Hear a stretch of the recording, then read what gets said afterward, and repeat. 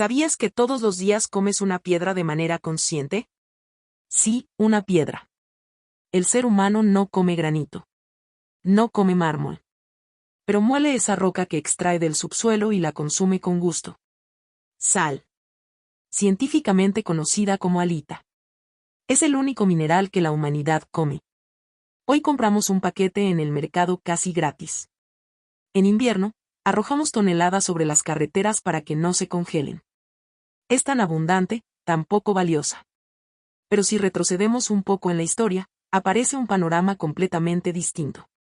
Hubo un tiempo en que este polvo cristalino blanco era más valioso que el oro. Se libraron guerras por él. Se trazaron fronteras por su causa. El Imperio Romano a veces pagaba a sus soldados con sal. La palabra inglesa salary proviene del latín sal, que significa sal. Incluso la expresión worth his salt, vale su sal, proviene de aquellos días, de una época en la que la sal era dinero. Entonces, ¿qué pasó? ¿Por qué en el pasado la gente se mataba por una piedra que hoy arrojamos al suelo? La respuesta no es sabor, como podrías pensar. La respuesta es supervivencia. Porque en un mundo sin refrigeradores, la sal era la única fuerza que protegía a la civilización de la putrefacción. Hoy observamos la historia del oro blanco, el imperio de la sal. Antes de entrar en la historia, debemos mirar nuestro propio cuerpo. ¿Por qué estamos tan obsesionados con este polvo blanco? ¿Por qué podemos vivir sin azúcar pero morimos sin sal? La respuesta se basa en una historia muy antigua. Los científicos dicen que la vida comenzó en los océanos. Hace miles de millones de años, la vida apareció por primera vez en los océanos como organismos unicelulares. Aunque hoy vivimos en tierra firme, nuestras células aún conservan el recuerdo de aquellos primeros días, el agua salada. La trajimos con nosotros. Nuestra sangre, nuestro sudor y nuestras lágrimas, todo es salado. En realidad, somos pequeños océanos caminantes cubiertos de piel. El sodio, es decir, la sal, es el interruptor eléctrico de nuestro cuerpo. Que tus nervios envíen señales al cerebro, que el corazón lata, que los músculos se contraigan, todo depende del movimiento de los iones de sodio. Si eliminas completamente la sal de tu cuerpo, es como quitar la batería de un automóvil. Te desplomas en el lugar donde estás. El cerebro se detiene, el corazón se silencia. En los primeros periodos de la historia humana, cuando éramos cazadores-recolectores, la sal no era un problema. Porque nuestros antepasados comían carne. La sangre y la carne de los animales que cazaban ya contenían suficiente sal. No buscaban sal por separado, la obtenían de lo que comían. Pero cuando el ser humano se volvió sedentario, cuando comenzó la revolución agrícola, ahí fue cuando empezó la maldición biológica llamada hambre de sal. No había sal en los cereales, el trigo, la cebada o las verduras. Cuando las personas comenzaron a alimentarse solo de plantas, sus cuerpos dieron la alarma. Se debilitaron, se enfermaron. Para sobrevivir, el ser humano tuvo que buscar fuentes de sal en la naturaleza. ¿Y quién los guió en esta búsqueda? Los animales. Los primeros humanos notaron que los ciervos y las cabras lamían ciertas rocas. Siguieron esas rocas y descubrieron las primeras minas del mundo. Las rutas comerciales más antiguas del mundo, incluso antes de la ruta de la seda, eran en realidad rutas de la sal.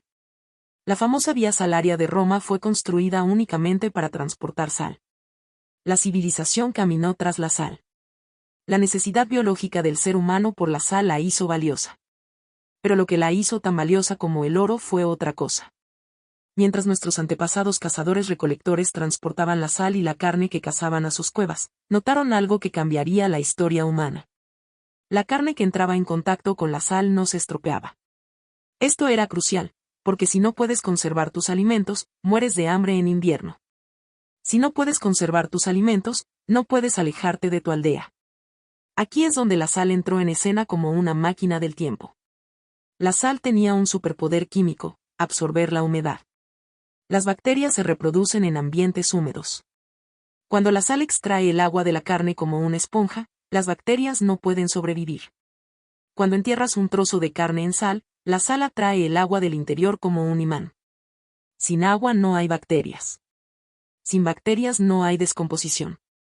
Un pescado salado puede conservarse durante meses, incluso años, sin estropearse. La sal detiene el reloj biológico. Este simple hecho químico dibujó el mapa del mundo. Cuando Cristóbal Colón partió para descubrir América, alimentó a la tripulación de sus barcos no con carne fresca, sino con carne salada. Cuando Napoleón marchó con sus ejércitos hacia Rusia, los soldados llevaban pescado salado en sus bolsas, no oro. A lo largo de la historia, el poder de un rey no se medía por el oro en su tesoro, sino por la sal en sus almacenes. Porque si no puedes alimentar a tu ejército, no puedes ganar la guerra. Piensa en Venecia. Esa ciudad romántica de canales. Creemos que Venecia fue famosa por el arte del vidrio y las especias. Pero lo que realmente hizo de Venecia lo que fue, la verdadera fuente de su enorme riqueza, fue el comercio de la sal. Al controlar las salinas del Mediterráneo, mantuvieron el monopolio de la sal en Europa. La gente llegó a un punto en el que no podía comer sin pagar dinero de sal a Venecia. La sal era el petróleo de esa época. Quien la tenía, mandaba. El poder de la sal para detener el tiempo la convirtió en una de las primeras monedas internacionales de la historia.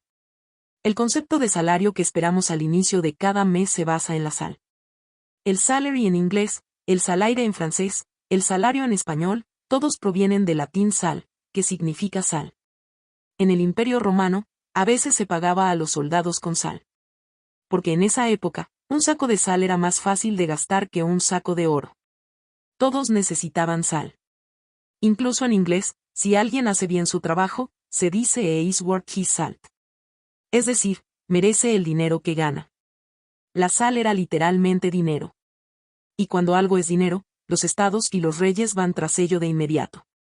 A lo largo de la historia, la sal fue la fuente de ingresos favorita de los reyes. Gran parte de la construcción de la Gran Muralla China fue financiada con impuestos sobre la sal. Pero este dulce impuesto a veces llevó al fin de los reyes. Recuerda la Revolución Francesa. No se trataba solo de si no tienen pan, que coman pastel. La verdadera rabia que llevó a la gente a las calles fue el cruel impuesto a la sal llamado la gabelle. El rey obligaba a todos los mayores de 8 años a comprar una cantidad fija de sal, la necesitaran o no. Este cuchillo puesto en la garganta del pueblo finalmente derribó al reino. Una historia similar ocurrió en la India. El Imperio Británico monopolizó la sal de la India. Prohibió a los indios extraer sal de sus propios mares. Mahatma Gandhi respondió con una de las acciones más pacíficas pero más efectivas de la historia, la Marcha de la Sal. Caminó durante kilómetros, se inclinó y tomó un puñado de barro salado del océano. Este simple acto sacudió la autoridad de un imperio. Un puñado de sal logró lo que las armas no pudieron. La sal no era solo un bien comercial o una herramienta fiscal. También era un vínculo sagrado. En el pasado, la sal se consideraba tan pura e incorruptible que se convirtió en símbolo de amistad y lealtad. En nuestra cultura, en Oriente Medio y en Rusia, comer pan y sal con alguien significa hacer un pacto irrompible. A esto se le llama el derecho del pan y la sal. Si has comido la sal de alguien, no puedes traicionarlo. Esta es la mayor ley no escrita. A lo largo de la historia, traicionar la sal se consideró mala suerte. Si observas con atención la famosa pintura La Última Cena de Leonardo da Vinci, notarás un detalle interesante. Frente a Judas, quien traicionaría a Jesús, hay un salero derramado. Derramar la sal simboliza la ruptura de la lealtad y la llegada del desastre. Incluso la superstición de lanzar sal por encima del hombro cuando se derrama proviene de ese antiguo ritual para ahuyentar la mala suerte. Y hoy, vuelve a mirar el salero sobre la mesa. Ese oro blanco por el que marcharon ejércitos, cayeron reyes y se pagaron salarios, ahora está en el estante más bajo del mercado. Es tan abundante que en invierno arrojamos toneladas sobre el asfalto para que los autos no resbalen. Hemos olvidado su valor. Porque ahora tenemos un nuevo Dios, la electricidad. Y su hijo, el refrigerador. Ya no suplicamos a la sal para conservar nuestros alimentos. Presionamos un botón y el aire frío hace el trabajo. Pero recuerda, la tecnología es frágil. En una tormenta solar, un apagón global o un escenario de desastre que detenga el mundo moderno, cuando los refrigeradores se callen, ese pequeño salero volverá a ser el tesoro más valioso del mundo. Porque la historia nos ha enseñado esto, las civilizaciones pueden caer, los reyes pueden morir, pero la sal nunca se estropea. Nos vemos en el próximo video, en la historia de otro objeto que está sobre nuestra mesa pero cambió la historia. Adiós.